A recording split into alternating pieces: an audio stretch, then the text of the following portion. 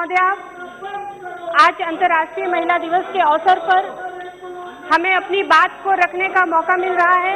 मैं इसके लिए आभार व्यक्त करती हूँ और साथ ही साथ अपने विपक्ष साथियों को ये भी कहना चाहूंगी कि साल में एक दिन यदि महिलाओं को मिलता है और इस लोकसभा अध्यक्ष जी ने यदि हम महिलाओं के नाम पर एक दिन दिया है, उस पर चर्चा करना चाहते हैं तो हमारे विपक्ष को उसका सहयोग करना चाहिए, ना कि महिलाओं के हक और अधिकार को छीनने के लिए यहाँ पर खड़े होकर के नारेबाजी करने का काम करना चाहिए। महोदया, मैं बहुत बड़ी बात तो नहीं करूंगी, लेकिन आज महिलाओं के साथ जो वास्तव में हो रहा है मैं उस पर चर्चा जरूर करना चाहूंगी, क्योंकि वो जो महिलाओं के साथ हो रहा है वो कहीं न कहीं विपक्ष के द्वारा उन चीजों को बढ़ावा दिया जाता है।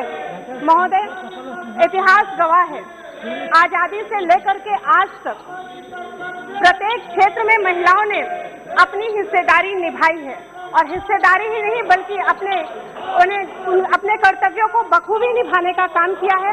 यदि महिला घर को देखती है तो परिवार को और बच्चे को अच्छे से परवरिश करने का और घर को देखने का कार्य करती है। कामकाजी महिला के रूप में घर से बाहर निकलती है या राजनीतिक के रूप में घर से बाहर निकलती है तो उसको भी बखूबी निभाने का काम करती है। लेकिन फिर भी न जाने क्यों हमारा समाज महिलाओं को वो सम्मान नहीं देना चाहती है जिसकी वो हकदार है।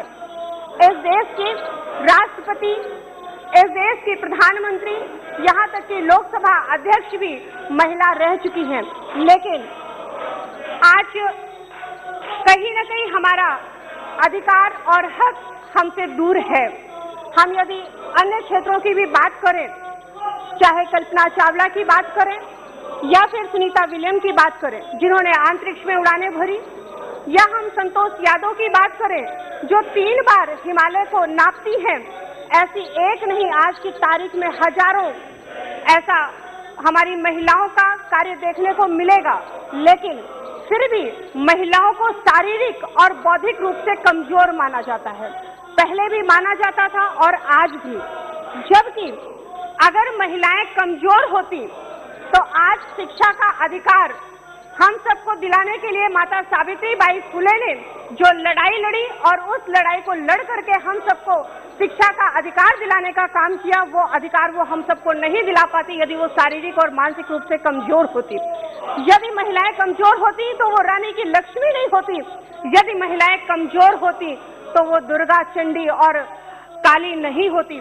आज यदि हमें शक्ति की जरूरत होती है, साहस की जरूरत होती है, तो हम माँ काली, माँ दुर्गा, माँ चंडी के नाम का जाप करते हैं। आज हमें शिक्षा की जरूरत होती है तो हम माँ सरस्वती के नाम को लेते हैं और माँ सरस्वती की पूजा करते हैं। आखिर वो भी तो महिला ही थी।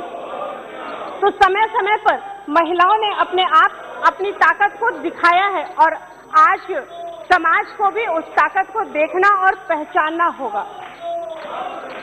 किसी भी वेद या पुराण में नहीं लिखा है कि महिलाओं को बराबर का हक अधिकार ना दिया जाए, लेकिन हमारा समाज कहीं न कहीं आज जिन वेदों और पुराणों को मानता है उनकी भी अनदेखी करने का काम करता है और महिलाओं को पीछे रखने का काम करता है।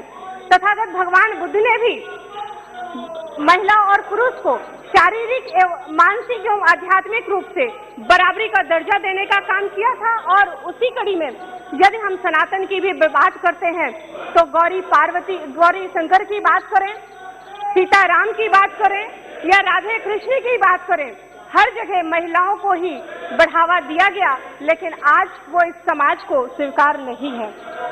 महोदया, लोग कहते हैं महिलाएं कमजोर होती हैं। यदि महिलाएं कमजोर होती तो महिलाओं के द्वारा पुरुष की जो उत्पत्ति होती है वो उत्पत्ति का अधिकार महिलाओं को नहीं बल्कि पुरुष को दिया गया होता।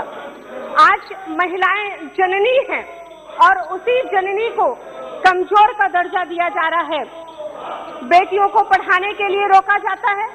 आज हमारी सरकार चाहे प्रदेश में हो, उत्तर प्रदेश में, चाहे भारत में, आदरणीय मोदी जी के नेतृत्व में जिस तरह से बेटी बचाओ बेटी पढ़ाओ या मिशन शक्ति जैसे कार्यों के अभियानों के माध्यम से महिलाओं को, बच्चियों को आगे बढ़ाने का कार्य किया जा रहा है।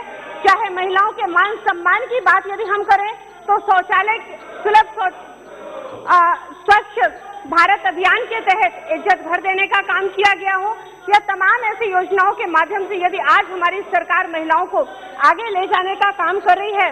महोदया, मैं समय चाहूंगी, एक ही दिन मिला है, भले ही 3 घंटे के बजाय 6 घंटे चले, लेकिन समय हम सबको मिलना चाहिए।